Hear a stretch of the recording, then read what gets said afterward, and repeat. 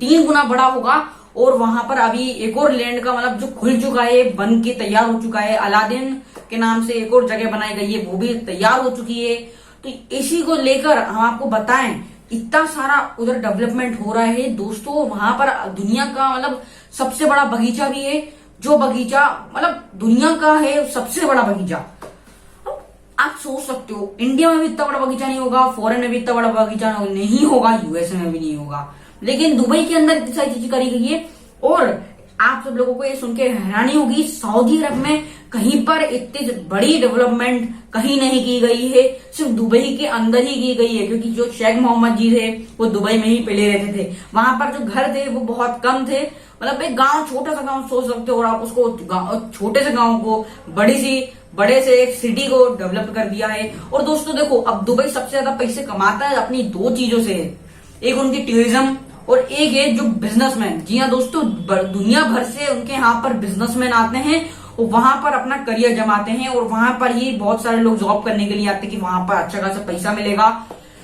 दुनिया भर से जो लोग आते हैं वहां पर लग्जरी लाइफ जीने के लिए भी आते हैं, क्योंकि वहां पर बुर्ज खलीफा है, दुनिया का 7 स्टार, पहला 7 स्टार होटल है, वो भी पूरा सोने का, बुर्ज अरब के नाम से। वहां पर दुनिया की सबसे टॉलेस्ट बिल्डिंग है बुर्ज खलीफा, वहां पर दुनिया का सबसे बड़ा बगीचा है ना। और फिर वहां पर दुनिया का सबसे बड़ा मॉल भी है, और वहां पर अब दुनिया का सबसे बड़ा दुबई लैंड नाम से भी एक मतलब डिज्नीलैंड से भी बड़ा बन रहा है, तो घूमने की जगह।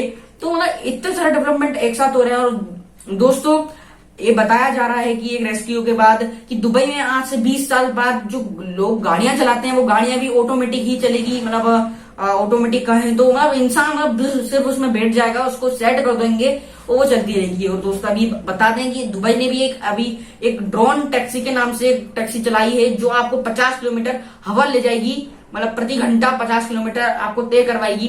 तो वो मतलब अभी जो उससे दुबई में बड़ा इफेक्ट पड़ रहा है, जो ट्रैफिक है वो कम हो रहा है। और आप सभी लोगों को मालूम होगा दुबई में समय की कितनी कीमत है, वहां पर समय मतलब पूरा फिक्स रहता है, क्योंकि वहां पर ऑफिसेज भाई हर एक नई नई बड़ी बड़ी बिल्डिंगें बन रही हैं। दोस्तों मैं आपको बता दें, अभी एक और नया प्रोजेक्ट के लेकर शेख मोहम्मद जी लगे हैं, बुर्ज खलीफा से भी बड़ी बिल्डिंग बनाने का वो सोच रहे हैं, करीबन वो 1000 फीट से भी ज्यादा की होगी।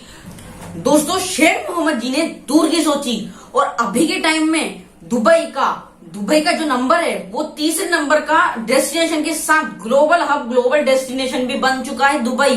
दुनिया का सबसे बड़ा मॉल भी उधर है, मतलब सभी चीजें उधर हैं। तो भाई आपको बता दूं, मैं दुबई में सालाना करोड़ों की संख्या में लोग घूमने आते हैं। आप सब लोग को ये जान के हैरानी होगी कि दुबई के अंदर जो यूएई के लोग हैं, दुबई के जो मतलब लोग हैं, मतलब जो वहां पर पहले से ही रह रहे हैं, बिना किसी दुनिया के मतलब देश से आए, वहां पर टोटल अगर मैं उनकी बताऊं तो 17.8% लोग ही बस दुबई के हैं, बाकी सब बाहर की कंट्री से आके दुबई में बसे हैं। और वहां पर दुबई को इतना बड़ा डेवलप करा। दोस्तों देखो, अब इतने सारे लोग वहां पर दुबई में आते हैं और बस जाते हैं और घूमने भी आते हैं, तो ऐसा क्यों? क्योंकि दोस्तों दुबई में जो है टैक्स कोई नहीं लेता है कि आप आओ बिजनेस करो, बिजनेस करो, जितना आपको करना है उतना करो, तो इसलिए वहां पर कोई टैक्स लेता नहीं है। तो आधा भैया मतलब वो जो लोग रहते हैं कंपनी के, वो भी अमीर, वो अपनी अपनी नई नई बिल्डिंग बनाने लग जाते हैं, ऑफिस ये वो, तो इसलिए दुबई इस मामले में भी अमीर है।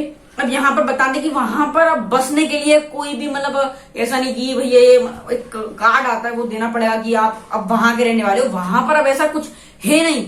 लेकिन दोस्तों वहां पर सब आके बस जाते हैं। इंडिया के अंदर ऐसा है, टैक्स भी लेते हैं, ये भी और वो भी करते हैं कि आपको यहाँ आके बसना है तो ये आपको करना पड़ेगा, आपकी मतलब वोट भी आप इधर ही दोगे। तो यहाँ पर दुबई में ऐसा बिल्कुल नहीं चलता है। दुबई में पूरा दुबई जो है वो पूरा फ्रीडम है, फ्री है, आपको जो करना है आप वो करो। लेकिन दोस्तों अगर मैं आपको ये बताऊं, दुबई में जो क्राइम है वो 0% है, 0। अब ऐसा क्यों? दुबई की अगर मैं आपको बताऊं, दुबई की जो पुलिस है वो ऐसे चलती है जैसे कोई हेलीकॉप्टर से आ रहा हो। अगर आप उधर की उनकी गाड़ियां देखोगे तो आप भी चौंक जाओगे, उनकी स्पीड भी इतनी तेज है कि चोर भाग नहीं सकता। और वहां पर चोर भी डरते हैं चोरी करने से। ऐसा क्यों? ऐसा इसलिए है क्योंकि दोस्तों दुबई में वहां पर लोग मतलब दुबई की पुलिस जो है वो इतनी वो है, कड़क है, इतनी सिक्योरिटी करती है कि वहां पर कोई चोरी करने से भी डरता है, हक कपाता है। अब ऐसा क्यों? क्योंकि वहां पर दोस्तों अगर चोट पकड़ा गया ना तो उसको सीधे गोली पे बीच नाके पे गोली मार देते हैं, इसलिए कोई वहां पर चोरी करता नहीं। अगर मैं आपको बता दूं, सोने की दुकान भी वहां पर सिर्फ लटकाया जाता है रात को, अगर अपने घर जाते हैं सोने के लिए तो बस ऐसे गेट लटका के जाते हैं, वहां पर कोई ताला वाला कोई नहीं लगाता। अगर एक आध चोर की भी अगर हिम्मत बढ़ गई ना चोरी करने की, वहां पर ऐसे ऐसे कैमरे लगे हैं कि कोई पोर्ट के अंदर कैमरा आ गया, नल के अंदर कैमरा हो गया, ऐसे ऐसे उधर कैमरे लगाए गए हैं दोस्त गाइस। तो अब यहाँ पर इतनी चीज डेवलप्ड है तो वहां पर चोरी हो ही कैसे सकती है? क्राइम की मतलब मात्रा जो है वो पूरी जीरो हो चुकी है और चोर भी खपखपाते हैं, तो दूसरे देश में आके चोरी करेंगे, वहां पर क्राइम करेंगे। दुबई के अंदर इसलिए 0% क्राइम है, इसलिए दुबई भी दुनिया में तीसरे नंबर पे है। वो भी एक ना कि एक कंट्री, वो सिर्फ एक स्टेट है दुबई, वहां पर इतना सारा कुछ है। आप सोच सकते हो इंसानों के हाथों से बनाया आइलैंड, भाई मतलब ये जो चीजें है ना ये सिर्फ दुबई में ही हो सकती है, मैं बता दूं। और दुबई में आने वाले समय में ऐसे ऐसे अपकमिंग डेवलपमेंट्स होने वाले हैं कि बता ही सकते हो। दोस्तों मैं बता दूं, शेख मोहम्मद जी हैं जो हैं, उन्होंने मतलब 3 कदम आगे की सोची और 3 साल पहले की सोची और 3 साल बाद की सोची कि इधर ऐसा क्या होगा। तो दोस्तों मैं आपको बता दूं, जो शेख मोहम्मद जी हैं वो भी अंबानी से आगे निकलते अगर उनकी दौलत शोहरत और नेटवर्थ की बात करते तो। लेकिन उनने अपनी पूरी नेटवर्थ मतलब अपने कमाई का आधे से ज्यादा हिस्सा दुबई में लगा दिया, कि दुबई को पूरा डेवलप्ड करने में लगा दिया, डेवलप्ड कंट्री बनाने में लगा दिया। और वही देखिए अब वो यूएई के प्रेसिडेंट बन चुके हैं, उन्होंने थोड़ी पढ़ाई करी और बस वो प्रेसिडेंट बन गए, और सब लोगों ने उनको जो मतलब बोला कि यही बनना चाहिए, क्योंकि इन्हें दुबई के लिए इतना कुछ करा है कि जो आज तक कोई भी नहीं कर पाया है किसी भी देश के लिए। उनने अपनी आधी, अगर वो दोस्तों का उनकी नेटवर्थ और अंबानी जी की नेटवर्थ गिनते तो वो सबसे ज्यादा निकलते, लेकिन वो उनने अपनी दुबई में नेटवर्थ लगाई, यही उनका सबसे बड़ा पॉइंट था कि उन्होंने अपनी दुबई में लगाई, और वो उनकी जो नेटवर्थ थी वो नीचे हो गई अंबानी जी से, नहीं तो वो अभी सबसे ऊपर होते। अगर इंडस्ट्रीज में बात करते तो टाटा अंबानी से भी ऊपर होते। अब आप सोच मतलब टाटा अंबानी जी सबसे ऊपर होते, लेकिन उन्होंने दुबई में लगाया। अगर यही काम अंबानी जी और ये सब भी करते तो अपना इंडिया भी बहुत ऊंचा होता, मतलब बहुत ऊपर होता। इंडिया पूरा एक कंट्री है, लेकिन दुबई जो वो एक स्टेट है, यूएई का एक स्टेट छोटा सा, तो वहां पर इतना सारा कुछ डेवलपमेंट हो चुका है। तो यही सीखने गाइस, यही आप भी सीखो कि आपको भी एक ऐसा कुछ बड़ा काम करना है जिससे इंडिया भी ऐसा दुबई जैसा डेवलप्ड हो, एक डेवलप्ड कंट्री बने और एक फ्री कंट्री बने। दोस्तों ये बात मेरे को देख के बड़ी मतलब बड़ा अजीब सा लगा कि इंडिया को आजाद हुए 70 साल हो चुके हैं और दुबई को मतलब आजाद हुए बहुत पहले आजाद हो गया था। वहां पर इतनी बड़े कोई एक छोटा सा गांव था, उसको उन्होंने इतना बड़ा करा है, लेकिन 30 साल के अंदर दुबई ने इतना भयंकर डेवलपमेंट करा, वो भी सिर्फ एक शेख मोहम्मद साहब की वजह से।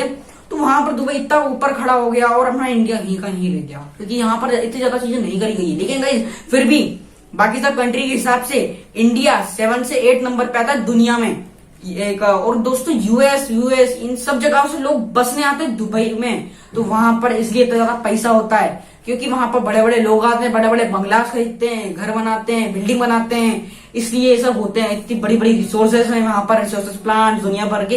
वो मैं बता दूं दुनिया में मतलब जो दुबई है, दुबई में सिर्फ 1% कमाई आती है तेल से। मैंने वापस रिपीट करा क्योंकि कुछ लोग समझ नहीं रहे होंगे दोस्तों, ये मतलब रेशियो के बाद ये बताया जा रहा है कि सिर्फ 1% उससे कमाई होती है, बाकी सब % उनकी फ्री मतलब उनकी टूरिज्म।